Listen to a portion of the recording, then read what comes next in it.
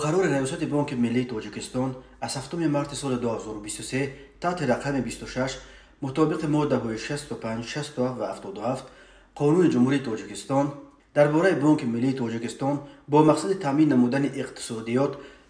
با نشانه های پولی بانک ملی تاجیکستان پول های کاغذی نمونه و برآورش سال 2020 را با ارزش های نمینالی 10 20 50 100 200 و 500 سامانی به معاملات می‌برد.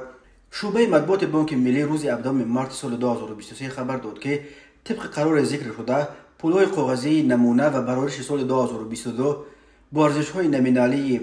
10 20 50 100 200 و 500 سامانی نمونه سال 2022 در برابر پول‌های کاغذی برآورش سال‌های 1999 2010 2017 2018 و 2021 که در معاملات قرار دارند برابر گردش می نمایند. بانک ملی تاجیکستان گفت برای حمل و نقل به حسابگیری و تشکیل نمودن شرایط جهت